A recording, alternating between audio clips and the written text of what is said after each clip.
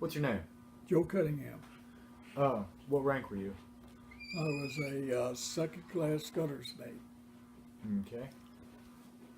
Let's see. What'd you do before you joined the Navy? I worked at the atomic plant and at Joppa at the power plant. Where was this at? Is this in Metropolis? Joppa. Joppa. Okay. Joppa was the where the power plant and the atomic plant was in Paducah. It's in Paducah. Okay. Don't rock. Don't rock. Don't rock. Okay. So, you said you were working at that chocolate plant. How old were you whenever you joined? 21. You were 21. And what reason? And why did you join up? Well, I was going to get drafted, and I just felt like I would have a better chance if I was in the Navy. And I was always around a river, Don't rock.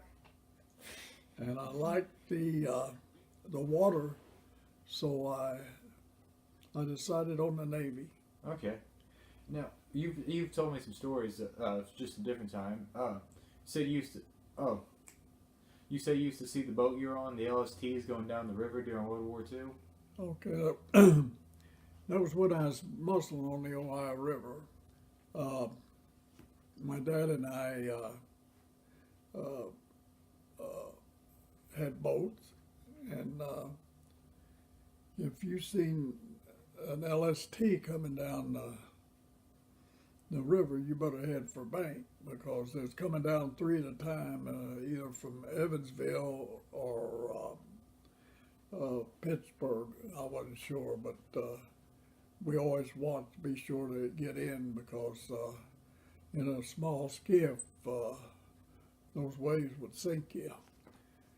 And years later, when I joined the Navy,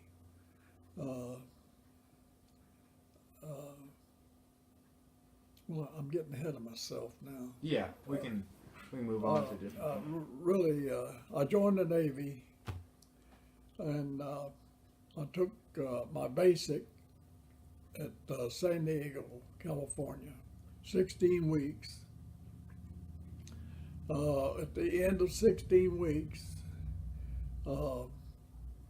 they give us a couple days off, and there was five of us kind of run around together, and we'd gone to Tijuana, Mexico, and they said that's the best place to go to get drunk because the beer was cheaper down there.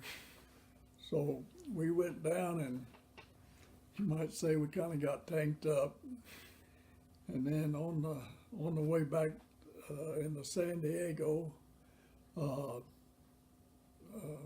couple of guys said, "Let's go get a tattoo."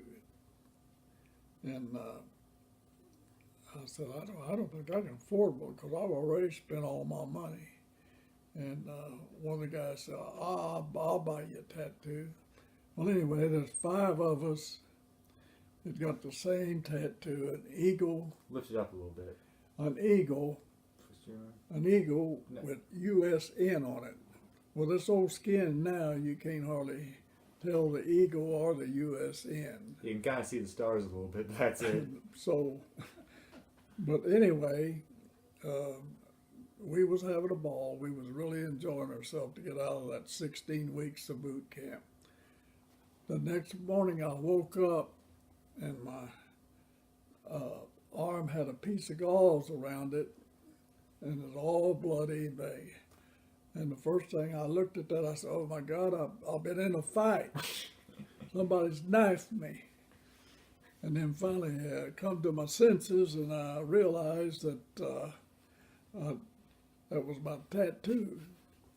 So after that, we got to go home on 2 weeks vacation, you might call it.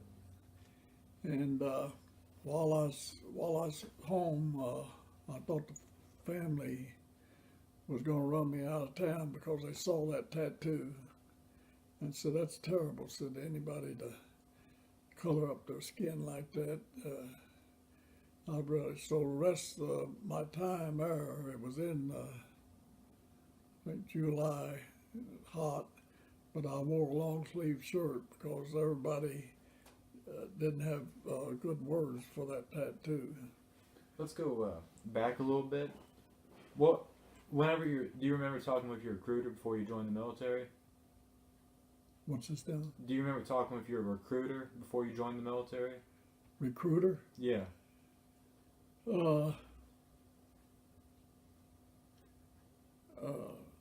I think actually the recruiter I was sworn in Nashville. Mm-hmm. I caught a bus at 1 o'clock in the morning in Metropolis, and I was sworn in at the recruiting station in Nashville.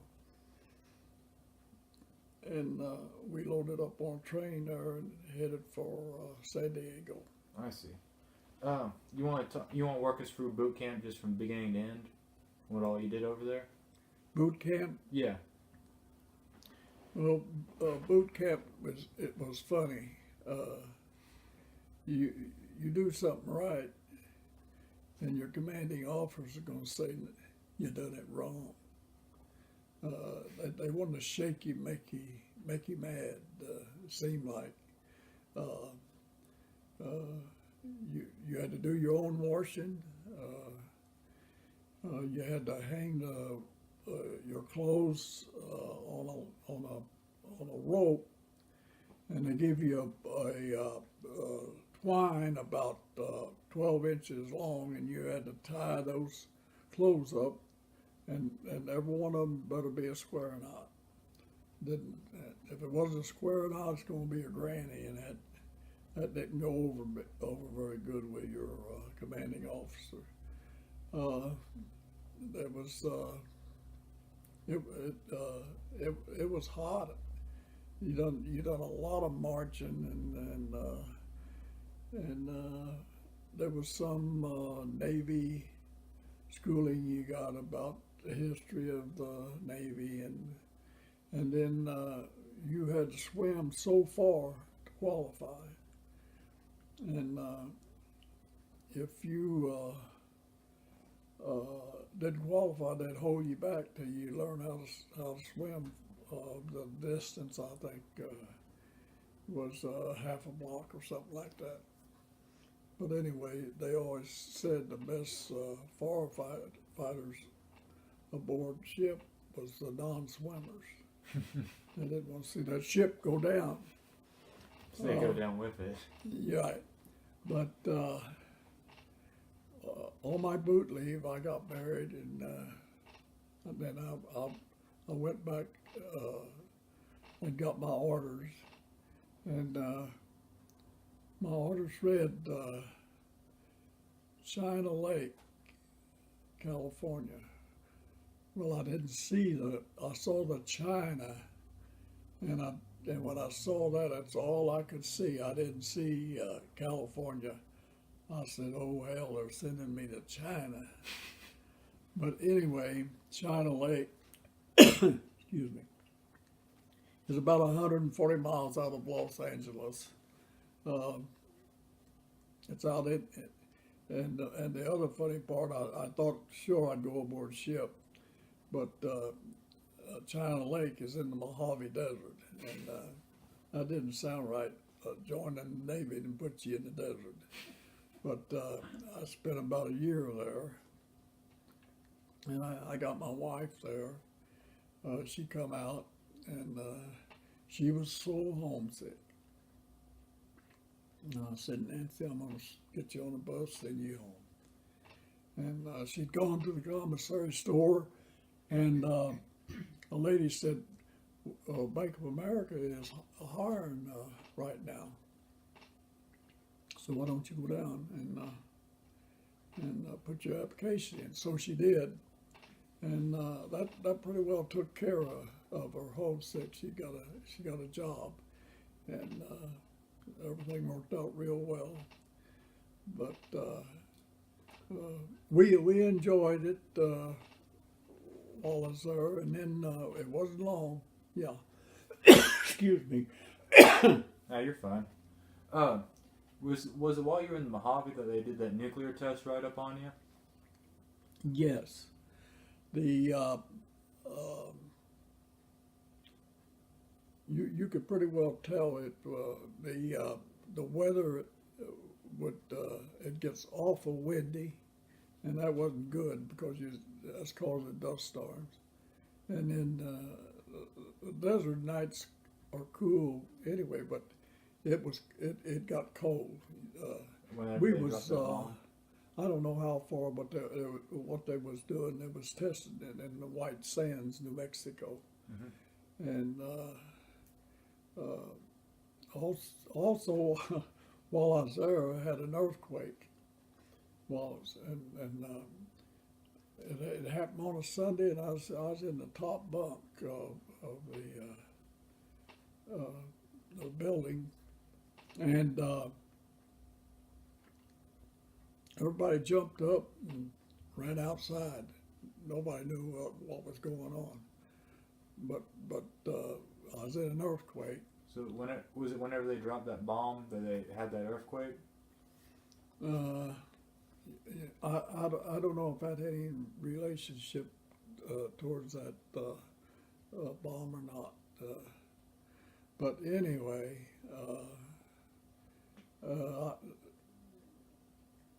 I got a week's leave to take Nancy home, and I got my orders before I left the base that I was going to catch an LST in San Diego within a week. So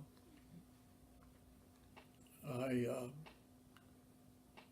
got home and enjoyed a week being there. A week being there at home, and I caught a plane for San Diego at St. Louis, and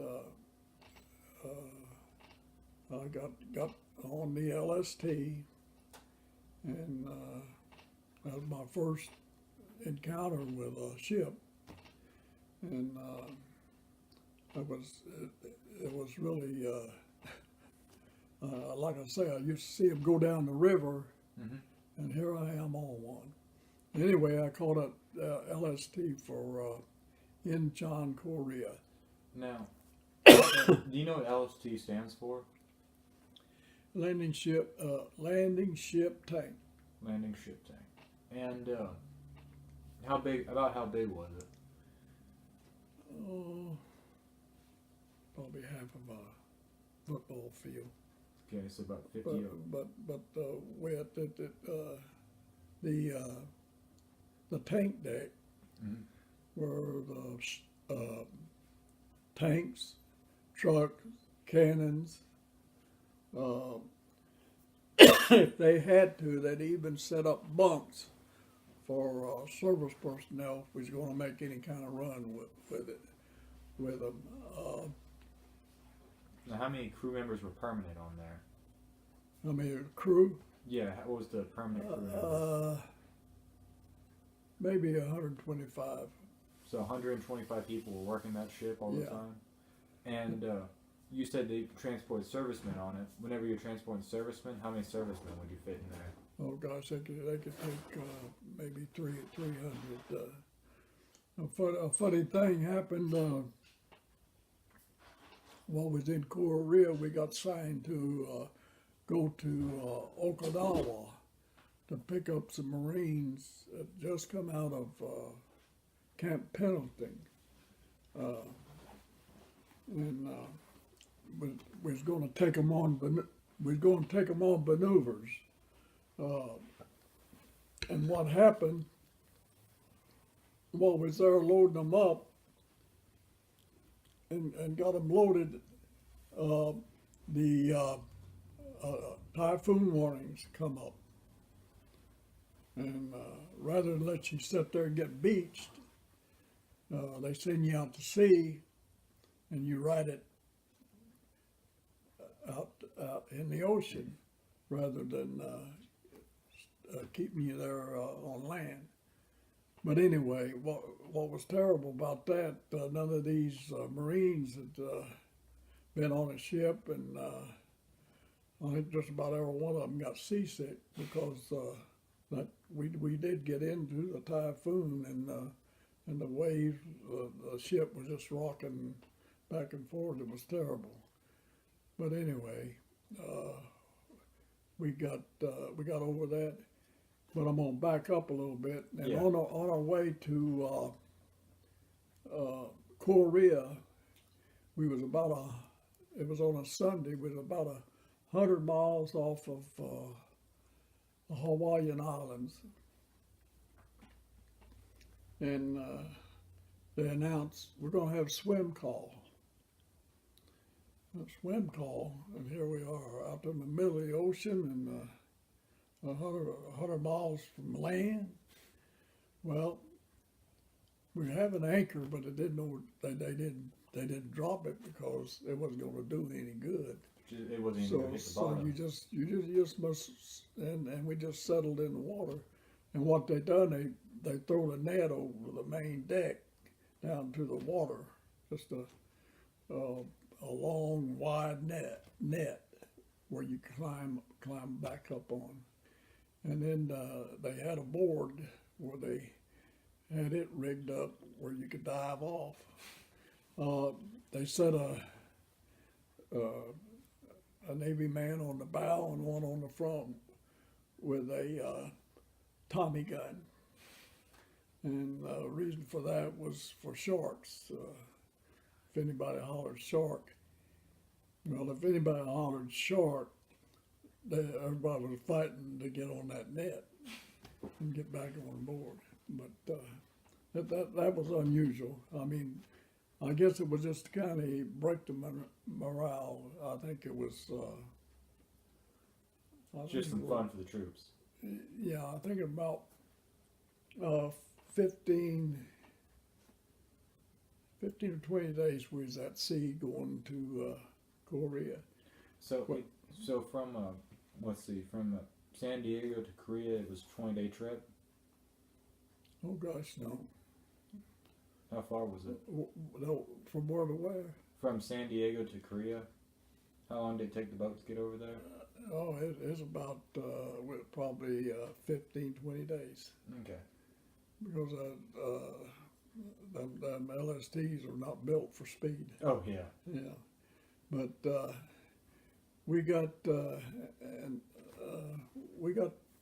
in Incheon, Korea. There's no and we're working in Incheon and Busan, and there's no docks. The only way you get in with a LST. Let the open the big doors and let the ramp down. But anyway, what we was doing, we was hauling supplies from Japan, Sasebo, Japan, I think it was. We was picking up tanks and one thing and another, and delivering them to Korea. I was in 3 battle zones. I wasn't actually in combat, but I was in a zone where the combat could break out anytime, and which we never really come under fire in that. Some of our runs was unusual. We was bringing supplies from Japan to Korea. We had got orders once to go to Formosa. I don't know what we had something crated, and we had to take it to Formosa. And what country is Formosa in? Huh? What country is Formosa in? Is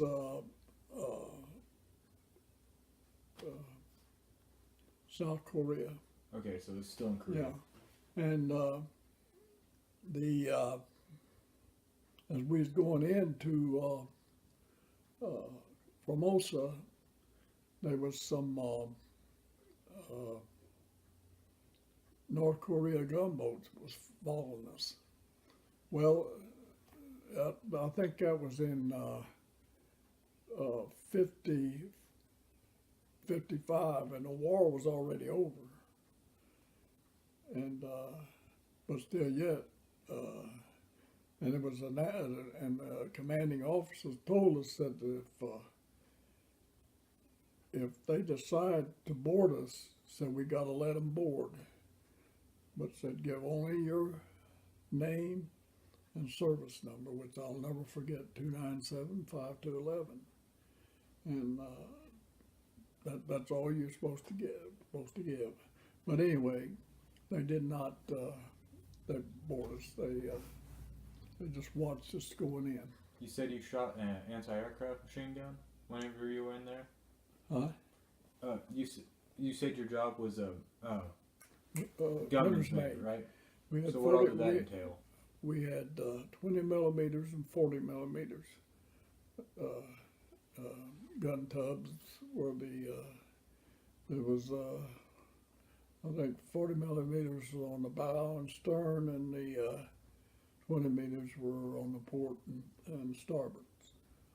And then we went into another unusual place we went into was where the second atomic bomb was dropped, Hiroshima. Mm-hmm. And that was another deal. Something was created, but nobody knew what it was. The officer told us that you could go ashore, but don't go in by yourself. Either go in by 10s or 12 together. Curiosity, I guess, of me, I didn't really want to go, but I thought it's worth going in there seeing, and it was really unusual.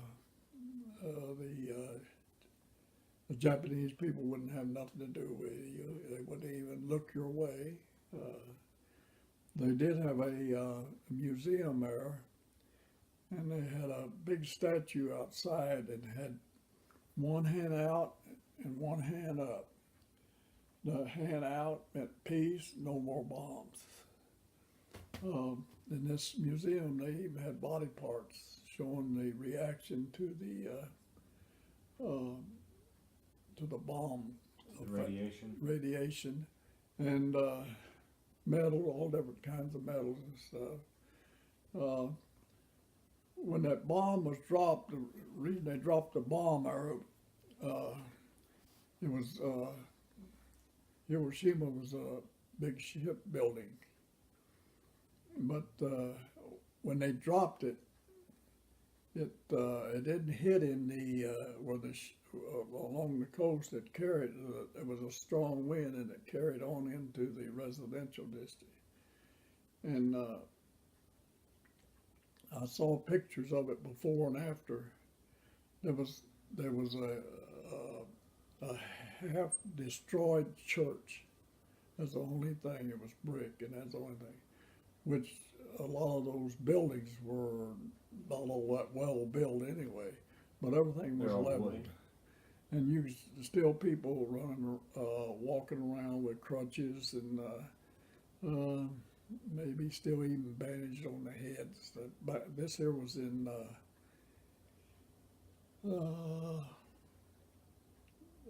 that there was in 1954. So And even 9 years after they dropped that bomb, people Yeah. are still.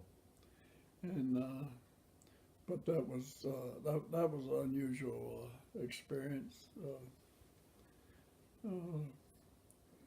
Hardest times, I guess, was Christmas, being away from home. We didn't have no ornaments, balls or lights or anything like that. But one guy, when we went in beached, he looked like something like a willow tree he'd cut down and brought it back and mounted a base on it, and whatever we could find, different tools and stuff aboard ship. That's what was hung on it. And it got to where they, they just kept the tree, but people were getting tired of it because when we was going out to sea, the sea was rough and clang, bang, bang, bang, bang, bang. Finally, one of the sailors took the tree and put it up on the bow and tied it down up there and let it clang, bang up there where you couldn't hear it. But that was funny. The song "I'll Be Home for Christmas" that really hurt. You can count on me being home for Christmas, and over the military network they quit playing that song because it was very hard to cope with. Speaking of music, what kind of music did y'all listen to back then? What music would they play over the military radio? Music back in the 40s, 50s, big band music was big back then, and Glenn Miller, Tommy Dorsey.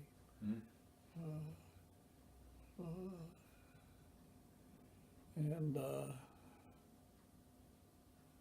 let's see. Well, I guess that's about all I know. We just done a lot of hauling back and forth, and I didn't know what happened to the ship after I got off, but somebody told me that a lot of these LSTs they'd give to foreign countries, and I think wasn't it Holmes. Malaysia that got that one? Wasn't Malaysia that got the USS Holmes? Yeah, no, Sicily. Sicily. Yeah, and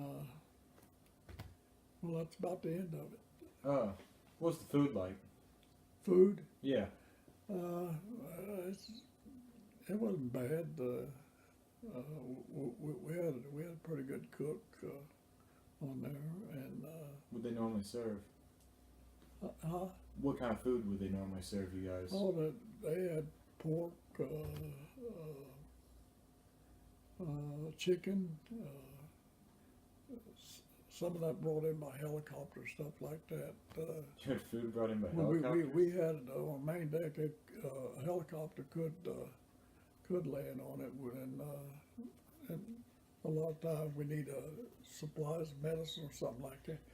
But if you was out at sea and you needed a broken arm or some kind of operation, they'd take you to a bigger ship and transfer you over.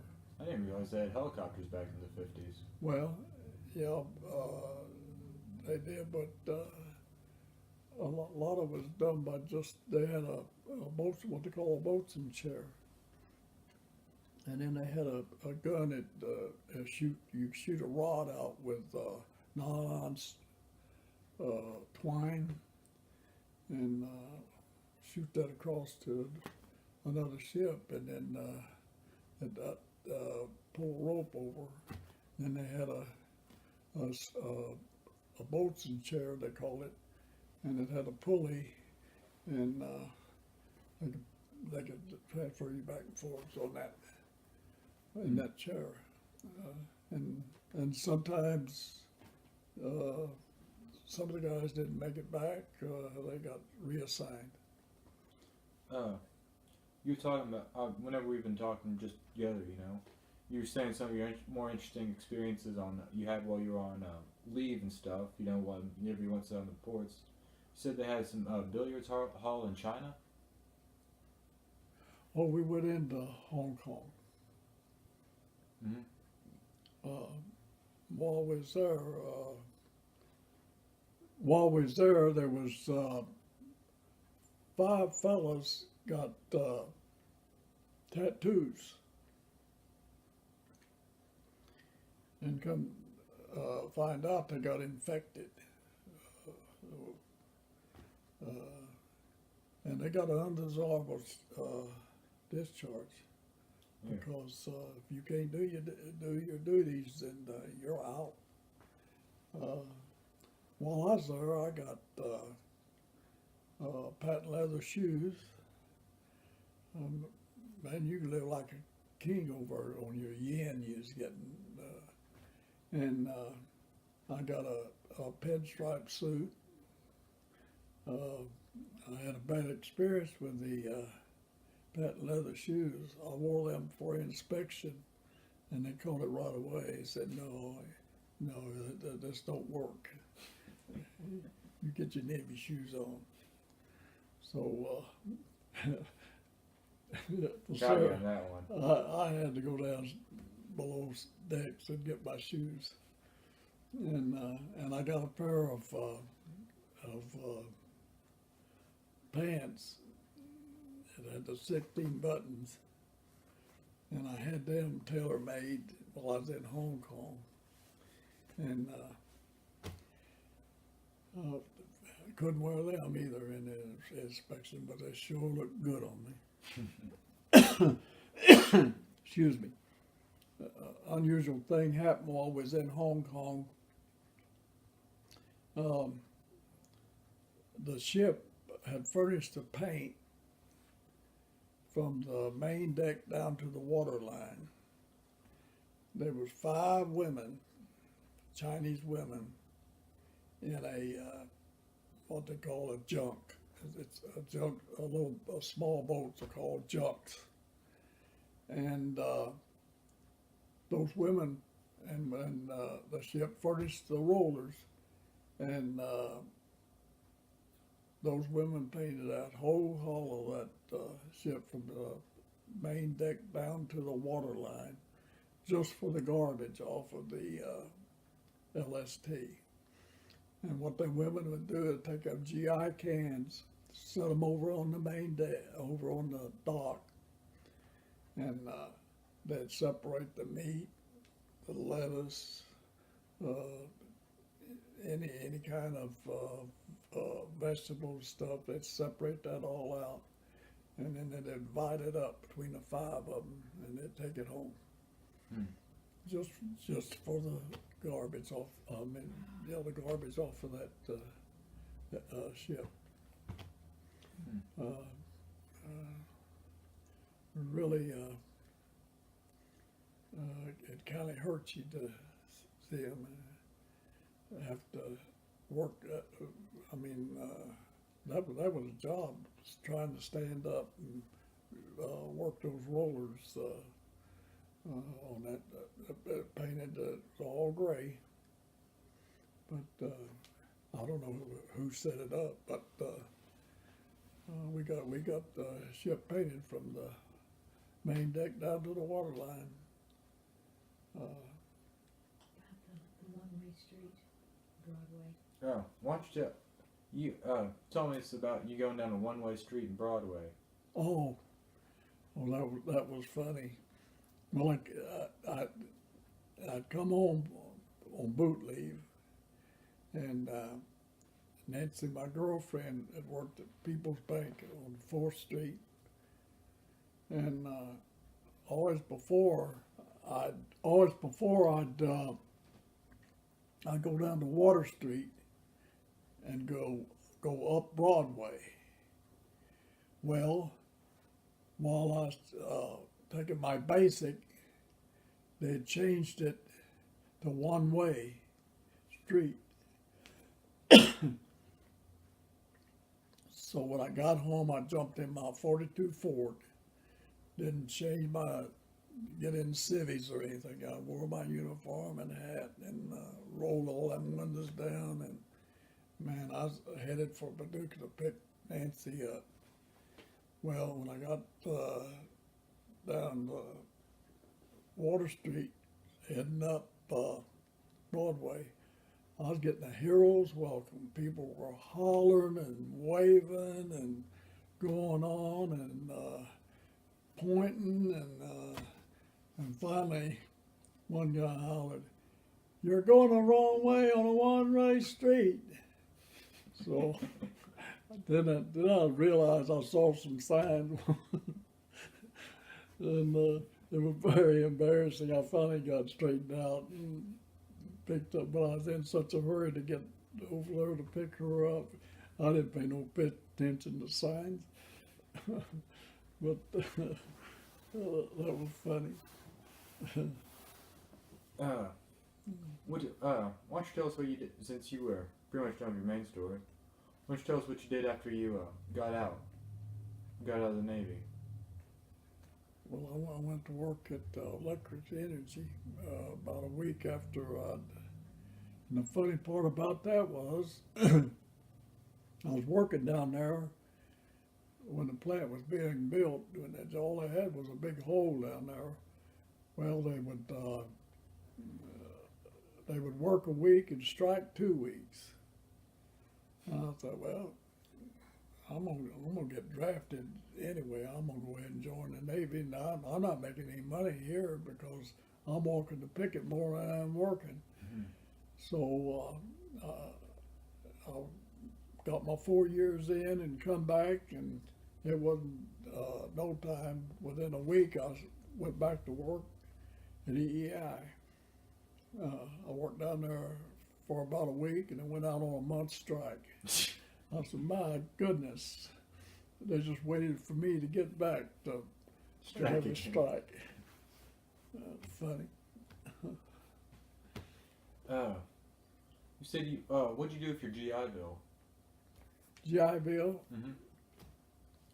Well, what I was going to do was take flying lessons, and I had a friend I worked with down at EEI. He was supposed to be a pilot, but I wondered about it. But anyway, he took one weekend.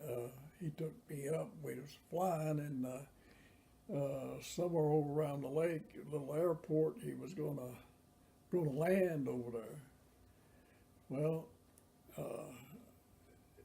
he started to land, and I think he overshot the runway, and he realized he had to do something, so he raised. He started taking off again, trying to get airborne, and I could feel them wheels brushing against them trees, and that's just how close we come to crashing. And so I thought, well, you didn't want to fly that badly. he scared the hell out of me, and so then I decided no, I didn't want to take any flying lessons, and then I went up. I took my GI Bill, went to Vienna prison, and took machinist course up there that they had give, and it worked out pretty good. I was making a little money too on the side. I'd done some machinist work at EEI, but I don't know. I just wanted to take the course. I thought maybe if I ever needed it, I could fall back on it maybe. But anyway, it was kind of funny there too. We was taking breaks between classes there, and they had a pool table there, and we'd shoot a little pool. And a guard would come up to us and said, you fellows are not allowed to play pool. What's the deal? And he said, well, you didn't call them prisoners. He said, you got to be a resident. They call them residents. They didn't call them prisoners there. And here we're paying. This here's my medals, the Korean medals. And which are they? Well, there's a national defense and the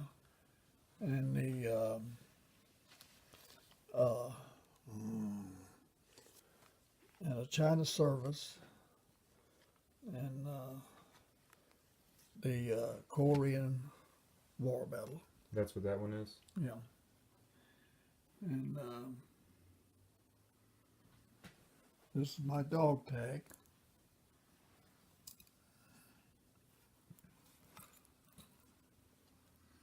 I don't know if you want to get my dad's with it or. Oh, we can show it.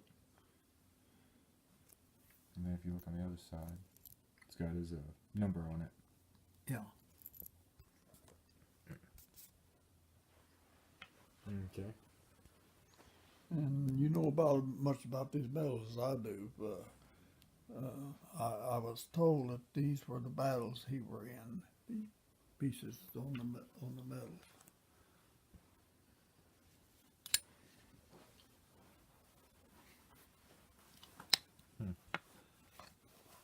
So those were your dad's medals from World War One. Yes, he was in the Marines. Lied about his age. I was told he went in when he was 16 years old. He was wounded in combat. A shell shrapnel had hit him in both legs. Laid in a German hospital for about a month after the war was over. And you want to show us some pictures of you from while you were in the Navy? Well, the LST I was on, Holmes 836, That thing's huge, ain't it? and this is unusual. This here on the side, that's a bridge.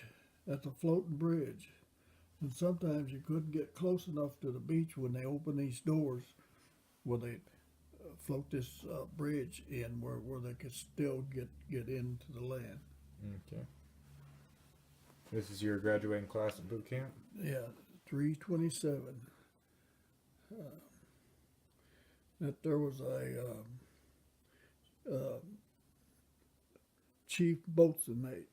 His name was Walls. He was in charge of the whole company there. And it was, and even back in the 50s, it was unsegregated. Yes. This is all in San Diego. And this is. Oh wait, and show us which one's you first. This here is in the boot camp. These are some friends. That's me there. These are a pair of twins that joined the Navy together.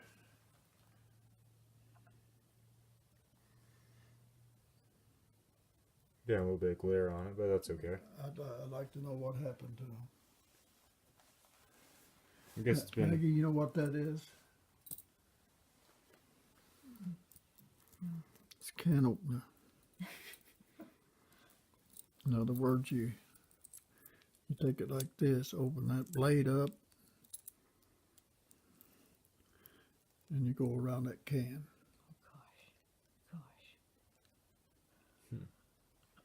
Oh, while we're here, one last thing I think I forgot to ask you in the talk.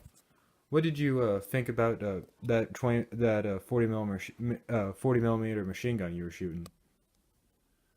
But the 20 millimeters? No, whichever one you were shooting more. What did you think about shooting it? Did you enjoy it? I didn't get to shoot it too much. We just wasn't a need for it. Mostly, I was on 40 millimeters. What about? And but I like the 20 millimeter anti-aircraft guns because you were in a sling, and that sling lets you get up almost 90 degrees for combat. But it pretty much took out your hearing, though, didn't it? Yeah. Being, Yeah, that's why I'm saying huh and ha. Yeah, y'all didn't use ear protection back then at all, did you? Then what now? Y'all didn't use ear protection at all? Oh, really? protection. Hearing? protection. Yeah. No. Now you didn't know what ear protection was. No. They give him cotton. Give you some cotton. Yeah. I think you need Ear. to know what his birth date is, his year of birth, so they'll know how old he is. Oh, how old are you and what's your birthday? That's the last thing we'll put on this video. I'm 88 years old, young, and my birthday is March the 27th, and don't forget it. All right. What year? What year? What year were you born? 1931. Oh, you didn't say that. I didn't. Yeah, you didn't. What would you say was the hardest part about being in the Navy? Being in the Navy. Yeah, what's the hardest part? Being away from home. Yeah. It's,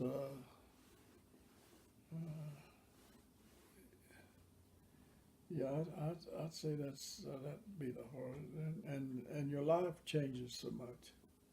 I mean, it's a different way of life.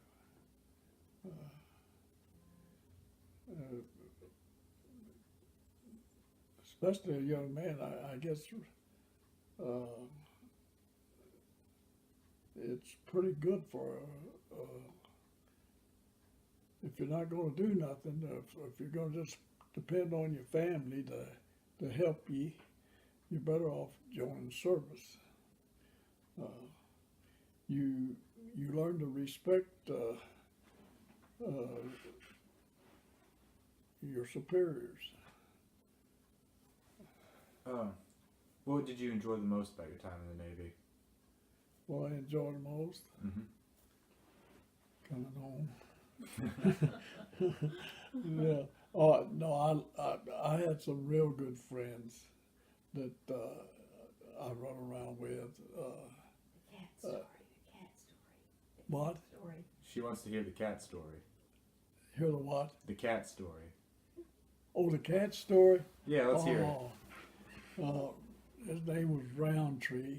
Him and his wife. This was in China Lake, and I played on a basketball team, and I played on a softball team.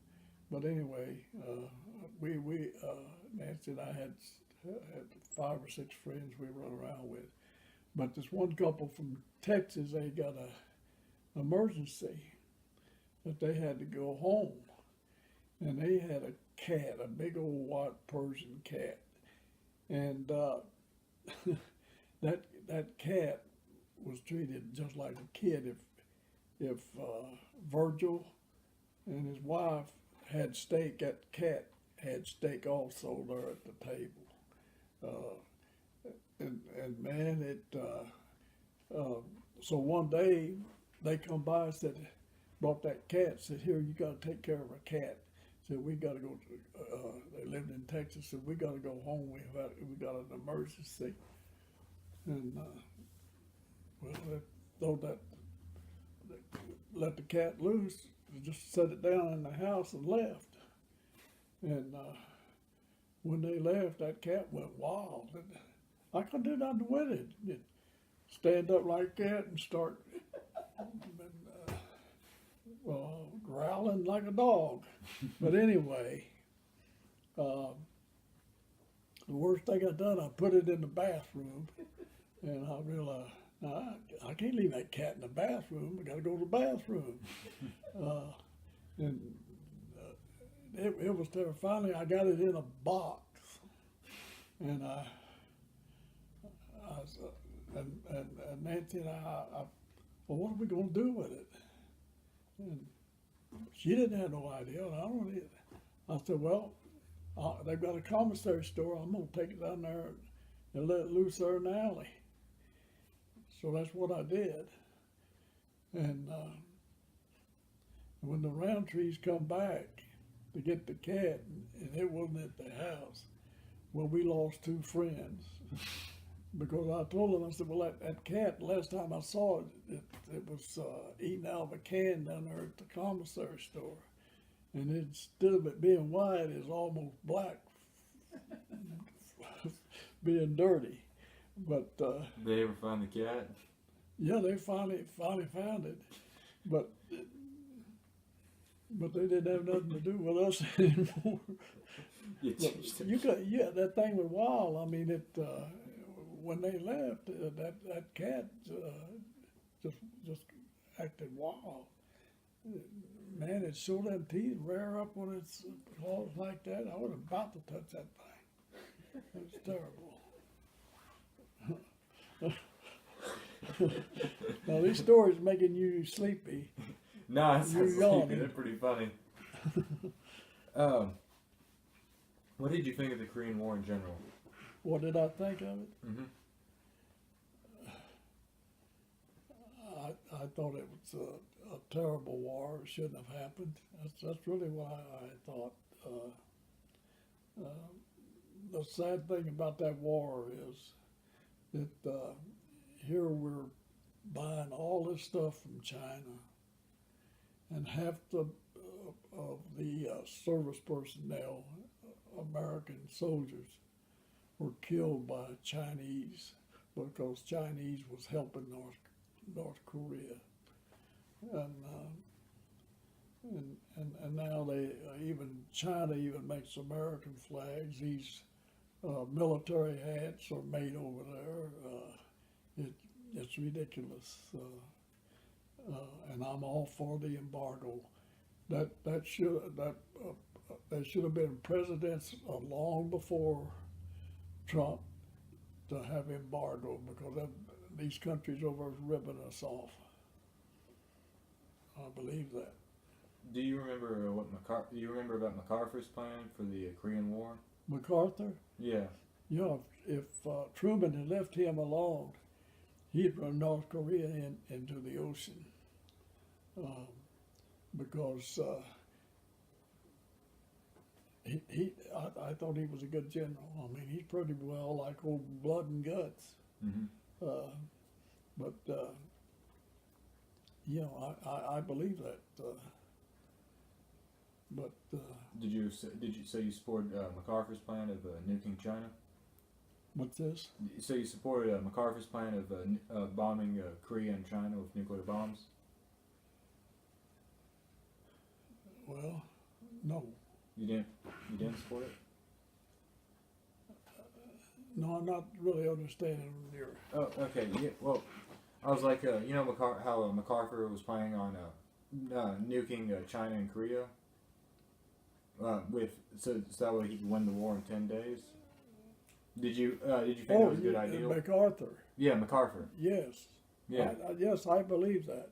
Mm-hmm. Yes.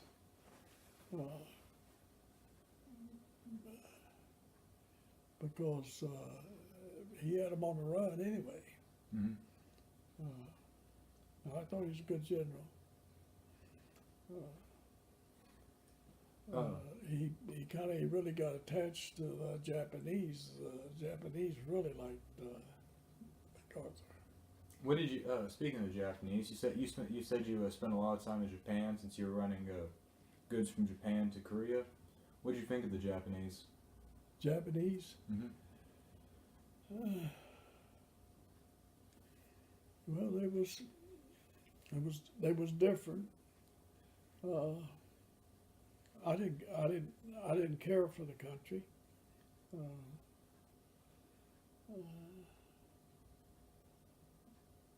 They were really not too friendly towards servicemen. Mm-hmm. But there were a lot of guys that shipped over on the Navy for just to have duty over there because the yen was like gold over there for its American currency. Mm-hmm. It was different. What did you think about the South Koreans? Did you ever talk to any of them or anything? No, not really.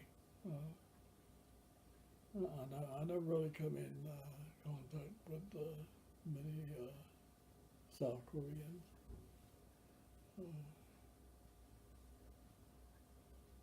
I mean, we stayed pretty well stayed aboard the ship. I gotcha. Yeah, I guess it was a war zone back then. Yeah.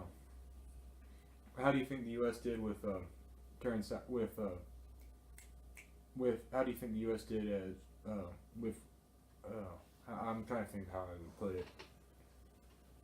How do you think the United States did with its control over South Korea? Do you think we did a good job nation building over there?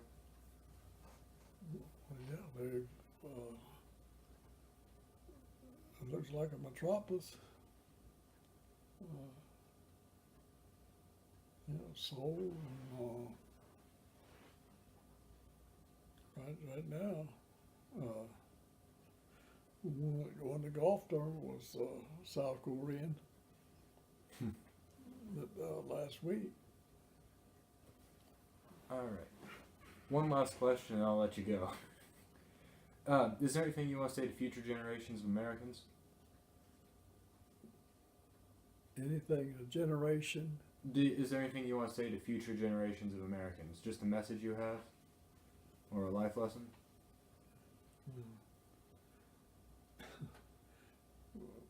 The country's in terrible shape, I think.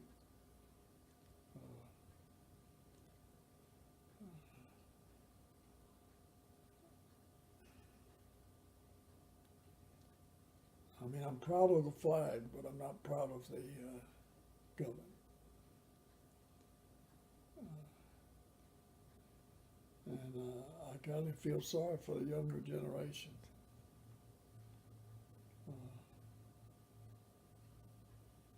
Because so many of these kids go to college and they come out working in fast food. I think if you're going to go to college, get in something that you're going to make a good living at. Because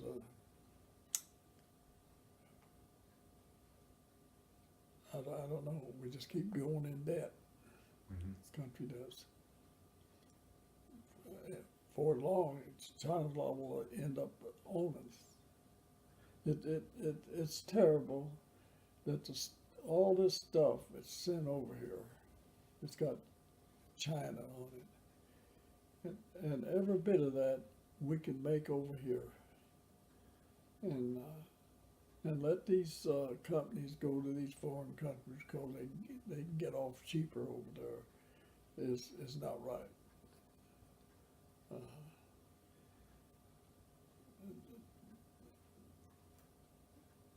And you take if we have a disaster over here like 9/11, did any country say they'd want to chip in and help or anything? We're one of the first ones to. If they have a disaster over there, we'll send them money or first aid or whatever they need. I think the United States gets ripped off. Thank you for your service, sir. I appreciate it. Thank you very much.